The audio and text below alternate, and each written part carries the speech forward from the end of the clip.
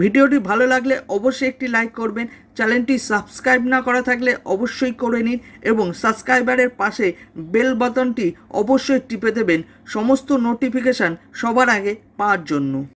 Xiaomi সবসময় কম দামের মধ্যে ধাসু ফিচার্সের নতুন ফোন আমাদের উপহার দিয়ে থাকে।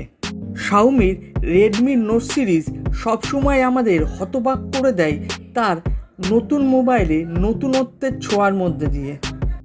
রেডমি তার নোট 10 সিরিজের পর আনতে চলেছে নতুন একটি mobile, Redmi note 11 ultra, budget দামের মধ্যে। চলুন জেনে নিই রেডমি নোট 11 আলট্রায় আমরা নতুন কী ফিচার্স দেখতে পাবো। রেডমি নোট 11 আলট্রায় দেখা যাবে 6.9 inch super AMOLED full HD plus display আরও অ্যাট্রাকটিভ করার জন্য থাকছে 144 হার্জ রিফ্রেশ রেট।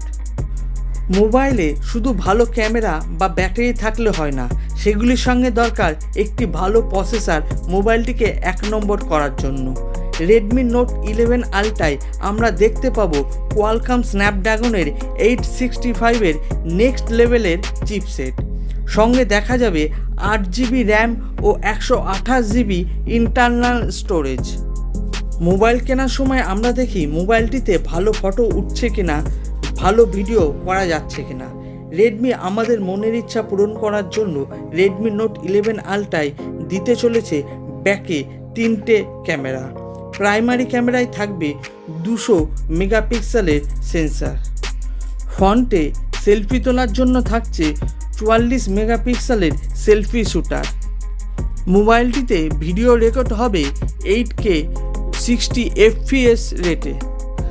আমরা চাই আমাদের মোবাইলে একবার চার্জ দেবো এবং অনেক সময় ধরে গেম খেলবো।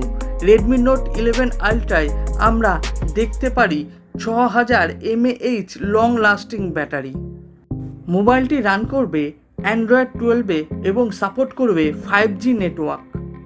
মার্কেটে লিক হওয়া খবর থেকে আশা করা হচ্ছে সব ঠিকঠাক চললেই রেডমি নোট 11 আলট্রা এবছরের শেষে অথবা নেক্সট ইয়ারের শুরুতেই আমরা পেতে পারি। আশা করা হচ্ছে মোবাইলটির দাম অ্যাপ্রক্সিমেট 25,000 থেকে 30,000-এর মধ্যে থাকবে।